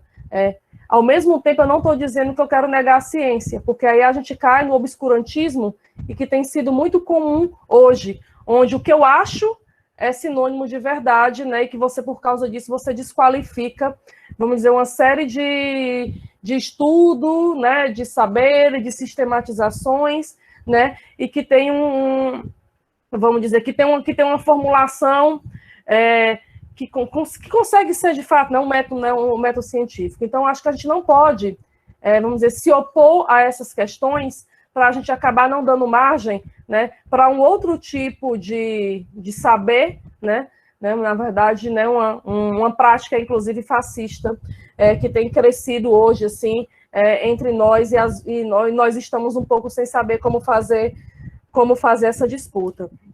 E aí, outra coisa nesse sentido, né, do que fazer para essa educação, né, não ser vista ao mercado, acho que nós precisamos ocupar a escola. E eu acho que nós temos, né, eu sei que aqui nós estamos num grupo de educadores, né, e de professores, inclusive, da escola pública e também da universidade, muitas vezes, né, e eu falo isso porque nas horas vagas, quando me sobram, né, me meto a ser professora também, muitas vezes a gente cai numa lógica, né, dos direitos dos trabalhadores versus os direitos dos alunos, a gente cai numa lógica que é real, porque é muito sobre trabalho, e a gente está ali, e que não cabe mais nada naquela escola, né, porque já é tanta coisa, como é que vai caber, né, as questões sobre raça, como é que vai caber as questões ambientais, como é que vai caber as questões sobre gênero, é sempre mais alguma coisa. E aí nós precisamos compreender que a educação nos moldes, como a gente sonha, ela só se efetiva se ela garantir direito dos educandos e direito dos educadores juntos, né, que não pode ser uma coisa oposta à outra.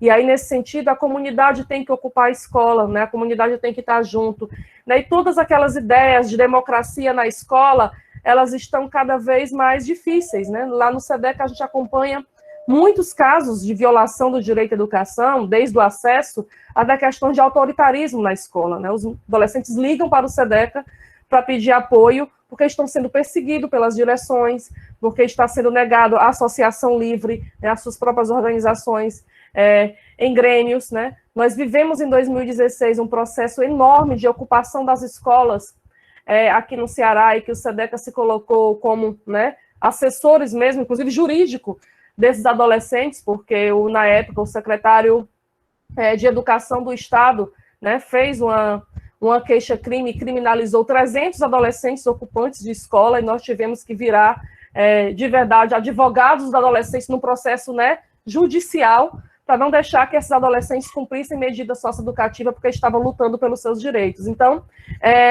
né, essas questões, né, precisam ser compreendidas, né, e quais eram os direitos que eles lutavam, né, por bebedouro, melhoria da merenda escolar, né? Democracia na escola, né? A questão da diversidade na escola, como é que isso pode ser prejudicial à educação e por que, né, às vezes, inclusive, alguns educadores, né, alguns professores se voltaram contra os estudantes. Então, nós precisamos, né, fazer essa ampla defesa da educação pública, com qualidade, laica, democrática, né, porque senão a gente não consegue avançar. Sobre o, né, mais específico, sobre o Magazine Luiza, também não é muito a minha praia, mas sei né, acompanhei minimamente as notícias, né? Na minha opinião, não de especialista sobre o tema, uma opinião comum, né? Uma opinião de uma pessoa comum que analisa a conjuntura. Eu acho isso importante. Importante no sentido, porque e eu vi, inclusive, uma postagem esses dias, e alguém se referenciando sobre isso, né? Por que a gente não acha estranho se tivesse seleção só, sei lá, para brancos? Porque, na verdade, na prática é isso, né? Na prática é isso. Quem ocupa os lugares, e aí não é uma seleção para qualquer cargo, né? É para cargo, né, mais alto. Por que a gente acha estranho, né? A gente acha que não é esse grupo, mas tem se achado estranho essas vagas serem exclusivas para os negros, né? Se sempre elas foram exclusivas para brancos, e alguém até dizia assim numa postagem dessas, ironizando, pô, o branco até nisso é privilegiado, porque quando a vaga não é para ele, ele é avisado. E nós negros, né, que a vaga não é para a gente, e a gente fica tentando lá sendo besta, né? Então até nisso, né, o branco é privilegiado porque ele é avisado. Eu acho que isso é importante. Óbvio que existe, né? A gente não pode ter ilusão que não há que o mercado não se aproveita, inclusive, dessas lutas que a gente faz para superar, mas a gente também tem que entender como um processo de luta, né? O movimento negro tem crescido muito, eu acho que é algo importante, né? No mundo, eu acho que no Brasil também. Então, isso também é uma relação de força, né? É uma disputa que surge ali, e eu vejo isso como um efeito positivo. Não dá para ter ilusão que a Magazine Luiza não é uma organização que ganha milhões, inclusive no período da pandemia, sim, foi uma dos grupos empresariais que mais lucraram, né, vendendo, inclusive, com vendas online no período da pandemia. Eu acho que não dá para ter ilusão, mas não dá para achar que é menos importante, né, garantir isso. E aí, por fim, né, tem uma pergunta aqui sobre a questão: como é que a gente desmistifica a educação formal, ao mesmo tempo reconhece né, o ensino da universidade como processo de ascensão social? Eu acho que ela está no mesmo grau de sensibilidade daquilo que eu falei antes, né, sobre o conhecimento popular, né, e o conhecimento científico, né? Porque a gente, né, olha bem como é tênue. A gente está num processo toda hora de educação não formal, com os adolescentes, e dizendo que isso é valorizado, que eles devam se sentir valorizados pelaquilo que eles são, né, na comunidade, pela sua luta, pelo que eles fazem. Mas nós não podemos desencorajá-los a tentar uma universidade e é um processo de ascensão social por meio da educação formal, porque isso é criminoso, né, porque a gente vai estar achando que está fazendo bem, e a gente vai estar ainda dizendo que para os pobres, a educação, vamos dizer, o saber popular e o saber da luta é o suficiente, né? Então, deixa os ricos né, nos melhores empregos, e a gente continua com essa divisão de coisas. A gente precisa entender que existe uma disputa na educação e que ela é fundamental, e que a gente precisa disputar a universidade também. Nós comemoramos muito, porque num grupo, né, no vestibular do ano passado, de 2019, vários adolescentes do grupo, né, que surgiu a partir de um projeto nosso, que é o Trupe Irambu, um grupo de teatro em uma comunidade periférica, vários passaram no vestibular, né, inclusive para cursos que dialogam, inclusive, com o SEDEC, que eles faziam. Vários passaram para teatro, para letras, para serviço social, né, aquilo que a gente falava sobre ser referência, né, de como os educadores também vão virando referência, de como eles vão, inclusive, se construindo nessas profissões, inclusive já com outra cabeça, que talvez nós que estamos aqui e que entramos na luta, depois que entramos no ensino universitário, esses meninos e essas meninas vão fazer completamente diferente, porque eles já entram na universidade organizados, já entram na universidade militantes já entram na universidade sabendo que estão lá, buscando conhecimento científico, mas também para fortalecer uma luta, né, e um campo de poder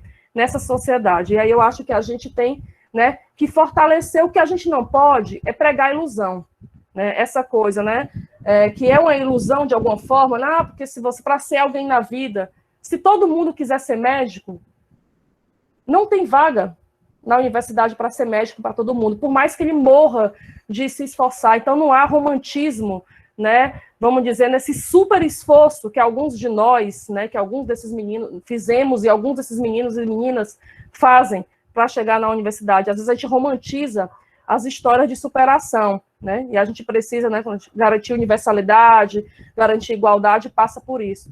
Mas, ao mesmo tempo, nós não podemos desreconhecer que isso é importante, porque isso é, assim, é importante, né, incentivar, e é importante, né, e é importante fortalecer, como nós saber que a gente ganha, né, a luta, inclusive, ganha, quando esses meninos e meninas passam a ocupar outros lugares, né, não podemos pregar, vamos dizer, ilusões, porque não vai haver igualdade, não vai haver, né, enquanto houver um sistema de, né, que o sistema de organização social for o capitalismo, não vai ter lugar para todo mundo. A lógica ainda vai ser de excluídos, né, e os que excluem, de dominados, né, e de dominantes. Nós precisamos, né, enfrentar essa ordem, mas não podemos esquecer das pequenas vitórias que nos animam todo dia, porque não dá para perder sempre, gente. Se a gente perder sempre, a gente fica em casa, e não é por causa da pandemia, a gente fica em casa, a gente sai da luta, porque a gente deixa de acreditar que é possível. Então, cada vez que um menino passa na universidade,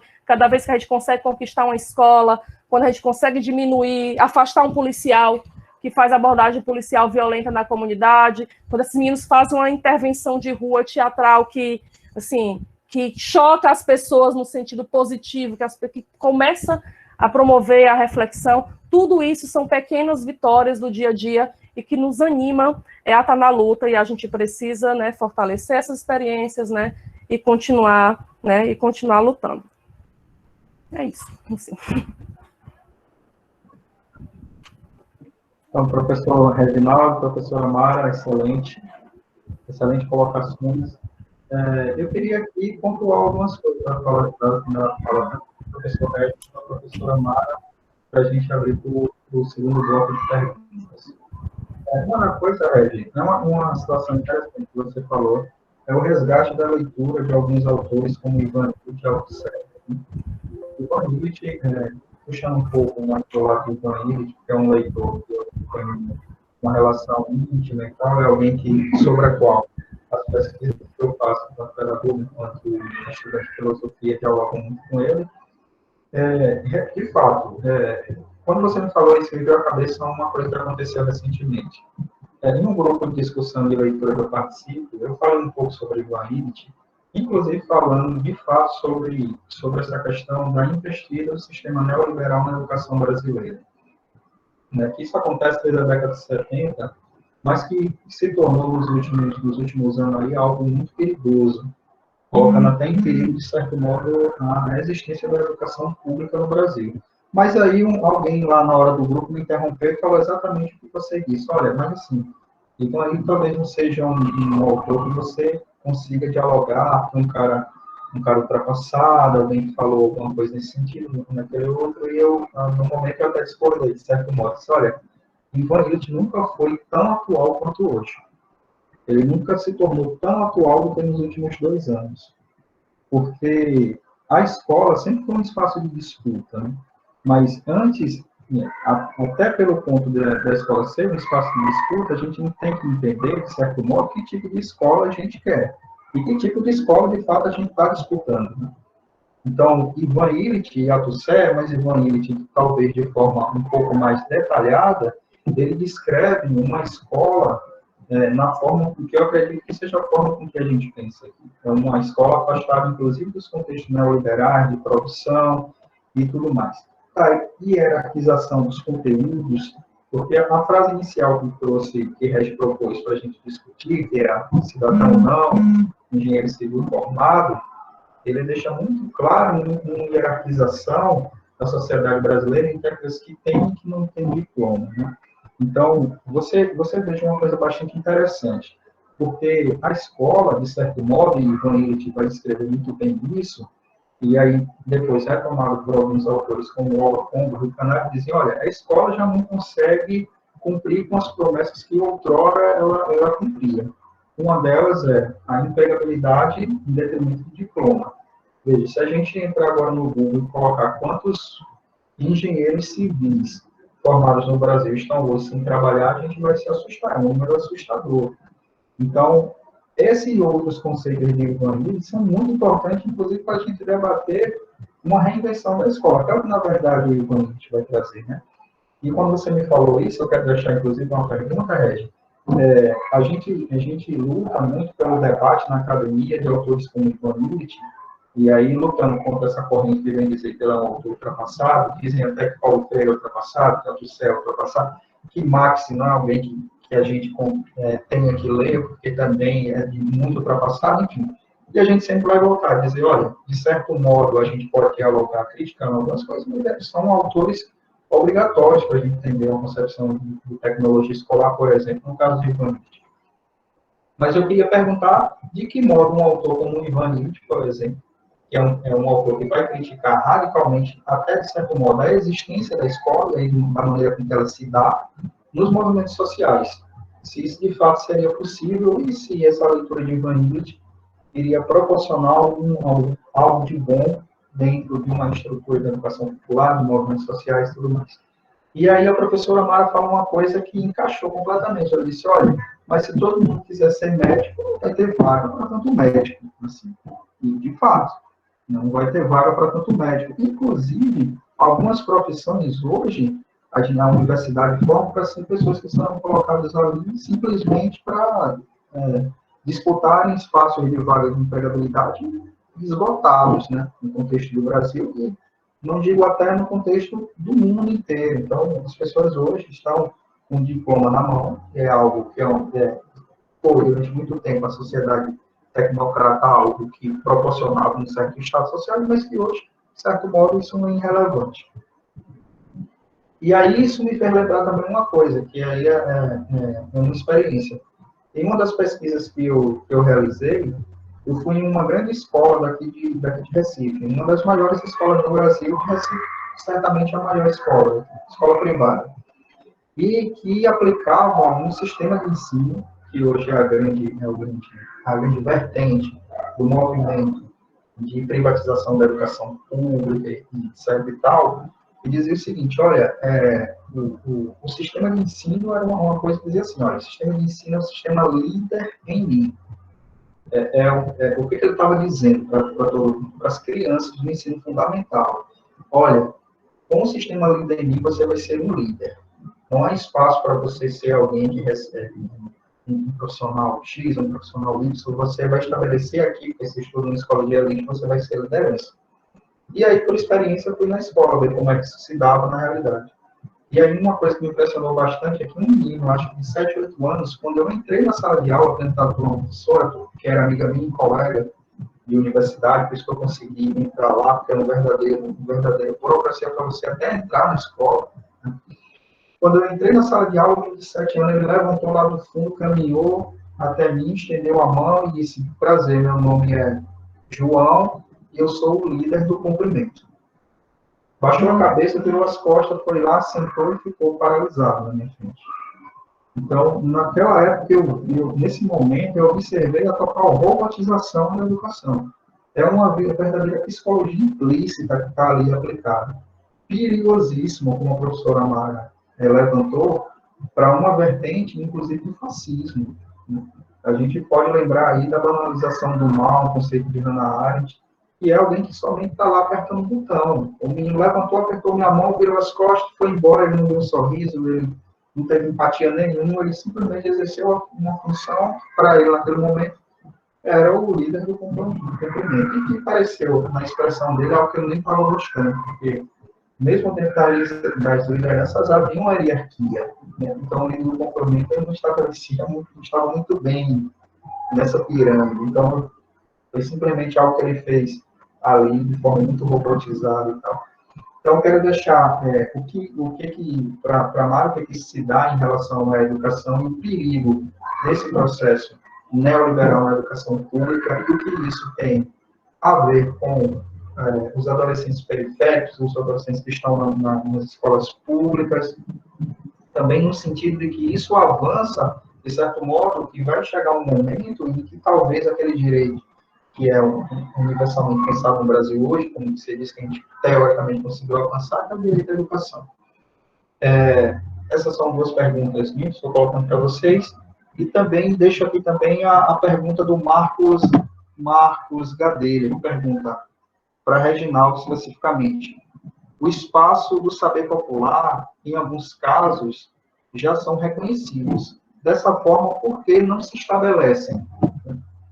Então, Regi, também, essa é uma pergunta do Marco, ele direcionou para você, mas também pode ser respondida por Mara. Eu acho que é isso. Eu devolvo a palavra novamente para a Regi, na sequência para a professora Mara. Certo.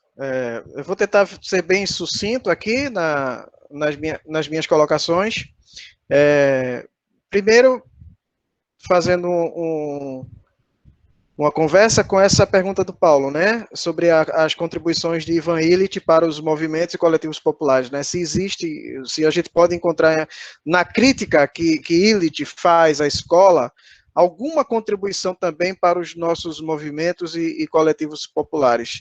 Eu acredito que sim, e aí se a gente aqui faz uma crítica ao fato de que Illich não é lido mais pelos nossos pedagogas, porque, né, há uma tendência de se abandonar esses pensadores muito provocativos, né? Os nossos movimentos e coletivos também têm lido muito pouco alguns deles, não todos, né, mas alguns desses autores, né? Então, essa crítica também serve, eu vou dizer, para nós, né, porque eu não estou trabalhando na educação escolar, eu trabalho no campo da educação junto aos movimentos e coletivos populares, mas essa crítica também serve para nós, né? A crítica de Illich tem tudo a ver com algumas tentações também que os processos educativos dos nossos movimentos e coletivos populares têm, né? Que é aquela, vou só citar uma, né? Aquela tentação de querer formar profissionais da educação social, né? Pessoas que têm conhecimento, né? que acumulam, que constroem conhecimentos como educadores sociais e que, por conta disso, agora acreditam que terem um diploma de educadores ou educadora social é o que precisa acontecer para que a educação social no Brasil se desenvolva. Há uma briga, não sei se Mara está acompanhando isso, mas há uma briga muito grande lá no Congresso Nacional, né, em torno da profissionalização dos educadores e educadoras sociais, né, e já há muito tempo, né, tem esse debate aí.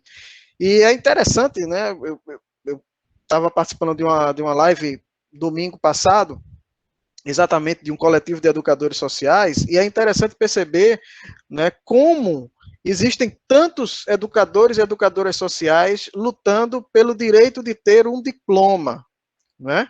E aí a crítica que se faz a isso é o seguinte, não, beleza, não há, né, a princípio a gente não vê problema da educação social ser diplomada e tudo mais, mas assim, às vezes, o debate, ele termina indo para um campo, né, onde se coloca a legitimidade do educador social apenas se ele tiver um diploma, né? E aí eu acho que as pessoas que estão inseridas nesse debate e lutando por isso precisam ler, já que a gente falou de Ivan Illich, né?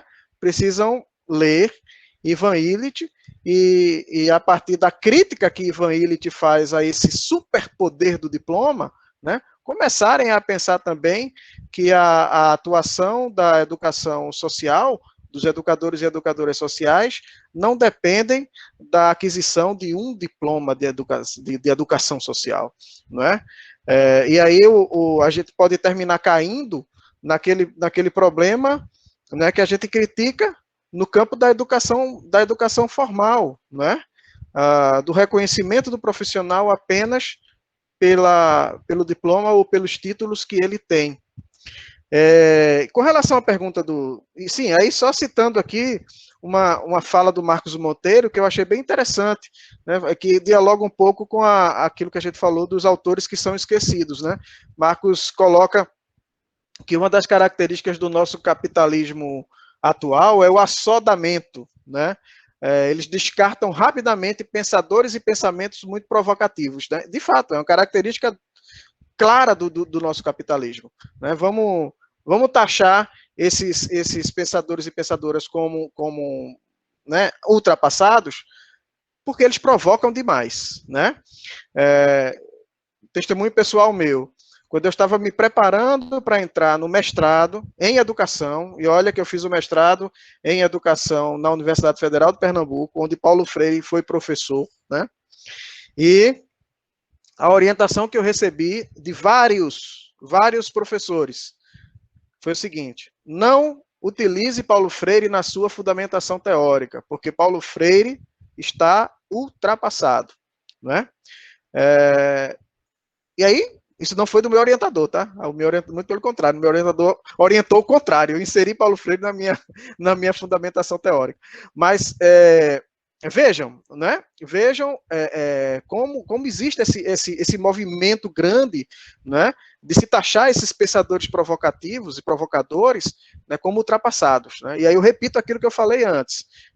Essa tentativa de afastamento não é simplesmente por causa de alguns conceitos que eles trabalharam e que precisam sim ser criticados e ser repensados, mas pelo conteúdo provocativo que as obras desses autores de fato têm.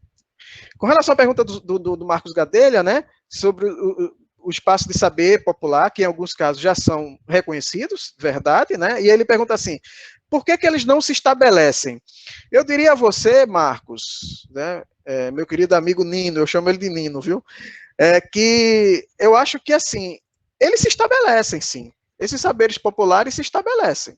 Eles podem não se estabelecer no universo completo dos nossos espaços educativos, mas eles se estabelecem, sim, em muitos espaços. E como eu falei antes, nas experiências de muitas escolas, esse saber popular, ou esses saberes populares, têm sido incorporados, né, por diálogos que essas escolas têm com os movimentos e coletivos populares das comunidades onde elas estão inseridas. Nós temos muitos exemplos, né, onde esse saber popular está se estabelecendo, né?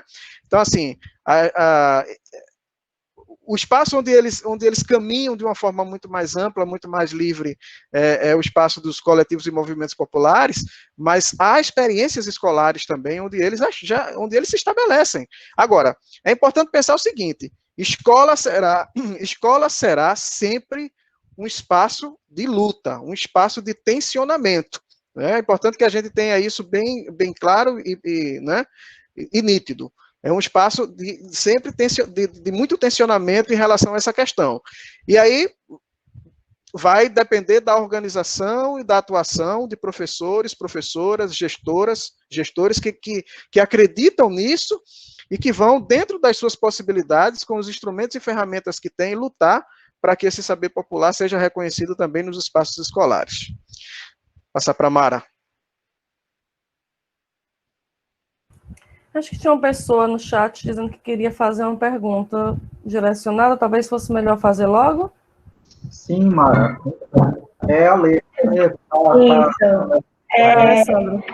Isso. Eu gostei muito, assim, da tua fala. Boa noite a todas e todos, mas, assim, eu gostaria muito de falar, porque, assim, eu fiquei muito curiosa do teu trabalho, né, e parabenizo, assim, pela experiência que você apresentou em relação, né, ao que vocês têm trabalhado lá. E aí me surgiu uma dúvida que é muito mais assim, uma inquietação do que vocês têm trabalhado, né, enquanto na perspectiva da educação popular, enquanto, né, uma organização. E aí, uma vertente inicialmente assim, como é que vocês conseguem fazer o que vocês conseguem fazer com os resultados, com a limitação de recursos, com a limitação, né, assim, de não ter uma ampla política pública que incentive isso. E como é que você, Mara, se depara com essa expansão, né, e esse incentivo do protagonismo juvenil, né, que eu vejo assim que muitas escolas aqui em Pernambuco, sobretudo do ensino médio, estimulam isso, mas não no sentido que você tinha apresentado, né, desse jovem na atuação na escola. Então, como é que você vê essa perspectiva do protagonismo juvenil? Professora Mara, só uma pequena interrupção. Diante do horário, já são 20h45, então eu queria pedir para com você, quando responder as perguntas, a pergunta e a ler as outras perguntas, já iniciasse as suas considerações finais, e aí depois, Reginaldo, professor Reginaldo, também já fizesse as suas considerações finais. Professora Mara, com você. Obrigada, Paulo. Eu acho que vou ser rápida, porque parte, né, o Reginaldo já comentou, eu tenho muito acordo com ele, né, é só ainda um pequeno comentário antes de entrar nas perguntas da Alessandra, né, sobre o risco, né, que a gente tem dessa educação mecanicista, né, que você, Paulo, inclusive usou o termo, né, assim, robotizada, né, e assim, ressaltar o papel da disputa, né, porque a educação ao mesmo tempo, né, e aí eu falo muito de escola pública, porque é a referência, né, que a gente quer, que a gente se baseia, há uma margem muito grande, né, eu lembro muito, né, quando começou todos os debates sobre escola sem partido, de acabar, né, mais ainda, como se as escolas já fossem, né, um grande campo de democracia, mas de acabar o que tinha de iniciativas, tinha um militante de educação que ele dizia, mas ele, mesmo que passe, isso não nos cala, né, porque há uma margem, vamos dizer, de mediação e de luta dentro da escola, né, e que os educadores comprometidos com a educação e os próprios estudantes, né, conseguem, né, vamos dizer assim, nas frechas, né, mesmo nos espaços de dificuldade, plantar sementes. Óbvio que, assim, a gente não pode ser ingênuo, nós estamos perdendo, né? O que a gente tem hoje de contexto nacional, né? Um fascismo crescente no Brasil, o que significa esse governo federal, né? Que todo dia é uma coisa que a gente fica, meu Deus, quando é que chegou, onde é o fim do túnel para chegar logo, porque para a gente não parar de se espantar, nós estamos perdendo essa disputa. Nós precisamos, né, qualificar essa disputa, né? Aumentar, construir de fato hegemonia, né? Alguém perguntou, acho que foi Marcos, e Reginaldo falou que esses saberes, né, eles se estabelecem, né? Eles se estabelecem, mas eles não conseguem ser, vamos dizer, ser hegemônicos ou ser amplo. A gente precisa ganhar, esse termo é bem capitalista, mas assim, a gente precisa ganhar escala, né? Vamos dizer, escala no que a gente faz. E aí eu vou emendando com o que provoca a Alessandra, né, como é que é essa experiência, né, com poucos recursos e tal. Assim, isso não tem escala, né, assim, o projeto que o SEDECA faz, sobretudo com adolescentes, né, o objetivo, né, é ter, né, assim, 90 adolescentes articulados, né, em três, assim, vamos dizer, 90 no sentido mais orgânicos, né, e o restante tem um raio de influência maior. Em 3 bairros, né, da periferia de Fortaleza, né, assim, não tem, algo fundamental, são experiências que são ricas, mas no sentido amplo de projeto, né, de projeto maior, assim, ainda é pouco, né, então por isso que não dá, obviamente, nós não queremos, nem temos essa pretensão de trazer para uma organização como o SEDECA a tarefa, né, de organizar a classe trabalhadora, né, as classes populares no Ceará, né, mas a gente sabe que nós damos uma contribuição nesse contexto, por isso que o trabalho, inclusive em rede, né, e as alianças com outros movimentos sociais é fundamental para a gente conseguir conquistar, né, a hegemonia, né, outro autor também, né, super atrasado, né, agora que é o Gramsci, a gente também tem esquecido dele, né, tem um debate de hegemonia e de disputa do Estado, que ele é muito fundamental, inclusive para garantir a democracia. Eu acho que tem elementos na leitura de Gramsci que seria muito importante, né, para a gente. Mas mesmo assim, né, voltando à provocação da Alessandra, né, mesmo com poucos, né, assim, com poucos recursos, sendo uma experiência, né, que é longa, porque são várias, né, uma experiência emenda noutra, porque a gente termina um ciclo, né, e depois a gente inicia outro e inova em alguns aspectos, né. Nós tivemos uma experiência de SEDECA muito importante entre os anos de 2003, né, e 2003 e 2012, né, que foi a experiência de uma rede de adolescentes que foi fundada aqui em Fortaleza, né, a partir de um projeto do SEDECA, que era a Rede OPA, Rede Orçamento e Participação Ativa, onde adolescentes iam discutiam o orçamento público, iam para fazer incidência na Câmara de Vereadores, para conseguir mais recursos, né, para melhorar as políticas públicas para a área da infância, né? Fomos meninos, né? Cresceram, né? 2 da Rede OPA são educadores do SEDECA hoje, são assessores comunitários do SEDECA, então são sementes que a gente planta e que essas pessoas hoje estão em outros movimentos, né? Em diversos movimentos aqui da cidade, né? Assim, até tem uma música que fala da sistematização da experiência e a letra diz, né? Quando pergunta se acabou, lembrança, né? Vem na mente, mas nenhuma luta morre quando fica viva no coração da gente. Então, esses meninos e meninas que passaram pela experiência da Rede OPA, hoje são lutadores, né, de várias causas em Fortaleza, LGBT, alguns estão no SEDECA, outros estão na luta por moradia, né, outros, né, estão trabalhando com arte e cultura em outras organizações não governamentais. Então, assim, não foi em vão, nós contribuímos para formar, né, um grupo de pessoas que continuam atuando nessa luta, né, e que tem sido muito importante. E aí eu acho que é fundamental, para fechar, Paulo, quando a Alessandra coloca sobre protagonismo juvenil, né? Nós do SEDECA não, vamos dizer, é muito sensível às discussões entre protagonismo e participação, mas a gente meio que se orienta pelo conceito de participação, e não pelo conceito de protagonismo. Não que o conceito de protagonismo, que nós discordamos, vamos dizer, conceitualmente dele, mas no sentido que as experiências que se reivindicam protagônicas, né, na prática delas, muitas vezes apontam pelo um jeito de fazer que ainda é muito tutelado pelos adultos, né? Então, tem muitas experiências que se reivindicam protagônicas, mas assim, os adultos pensam, os adultos definem, os adolescentes vão lá e distribuem o panfleto, os adolescentes vão lá e fazem atividade cultural, né? Os adolescentes vão lá e fazem determinada coisa linda, né? Quero desmerecer, né? São processos também interessantes, que também avançam, afinal a gente vive numa sociedade adultocêntrica, não podemos tirar o mérito dessas experiências, mas o que nós queremos, vamos dizer, é algo mais, né?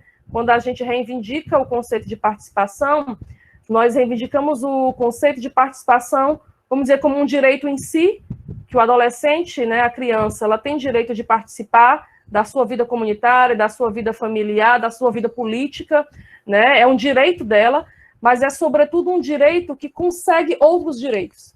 É através do exercício de um direito, o direito à participação, que esses adolescentes conseguem avançar no direito à educação na escola, né? Que eles conseguem avançar, né, na relação com seus familiares, né, no próprio exercício do direito.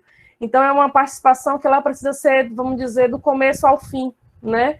E aí também não é uma participação que vamos dizer, então agora os adolescentes são né, eles que mandam. Os adolescentes decidiram. Porque é de verdade um processo, vamos dizer, dialógico, né?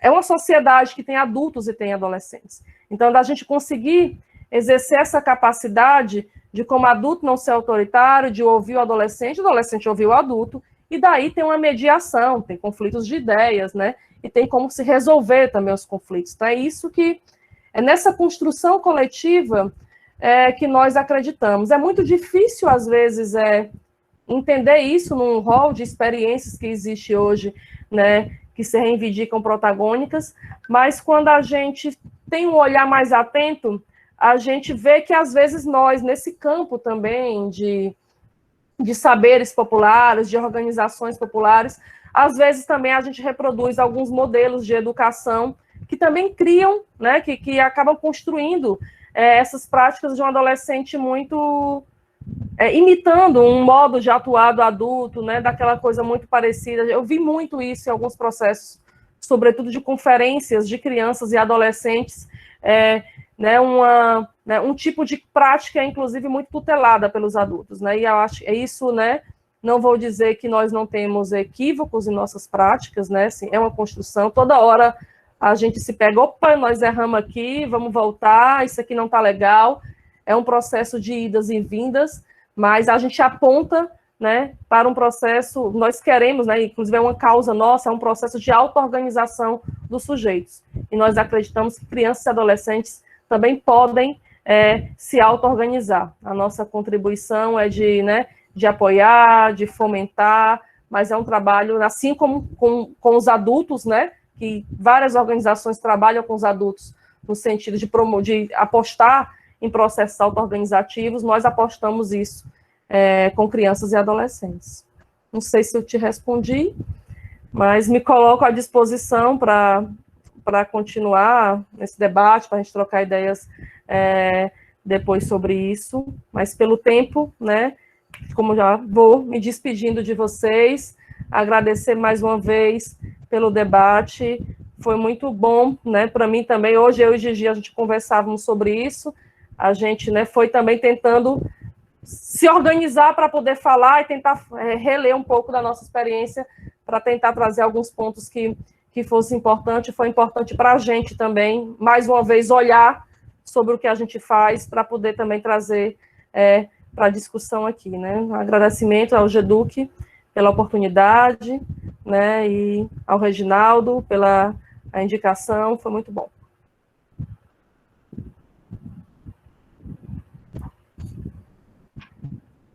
Vamos, professor Regi, com você.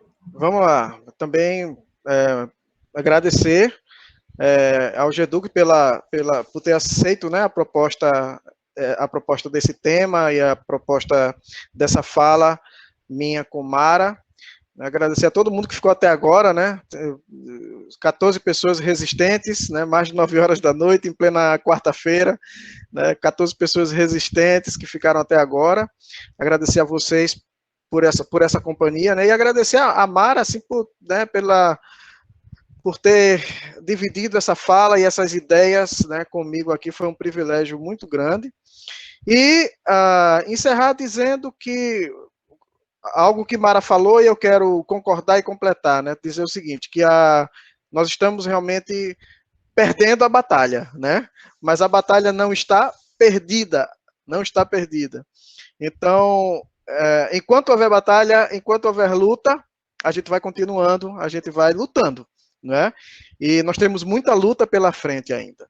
Então, estamos aqui reunidos como educadores e educadoras que acreditam nessa possibilidade da educação como uma construção, como um processo que nos ajudará a construir novas relações sociais, novas relações de poder, diferentes dessas relações hegemônicas que já são estabelecidas no nosso país há séculos.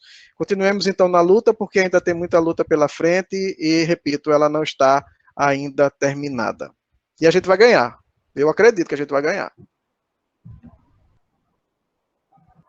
Então, eu estou entrando agora para dizer que eu agradeço, professora Mara, em nome de todo o GEDUC. Eu quero deixar registrado aqui o agradecimento do GEDUC por você estar conosco aqui, trazendo muito da sua experiência e tal, aprendendo junto com a gente.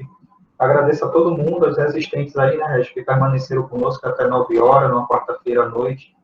Para a gente se sente muito agradecido em relação a isso. E eu queria, no finalzinho, só deixar com vocês aqui mais uma vez o anúncio da nossa próxima live, que é a live um tema alfabetização, receita, construção, uma conversa sobre a questão do método. E vai ser realizada na quinta-feira, dia 8 de outubro, às 19 horas. Então, eu convido vocês a estar lá conosco novamente. Eu acredito que vai ser uma conversa, uma live muito boa, muito interessante.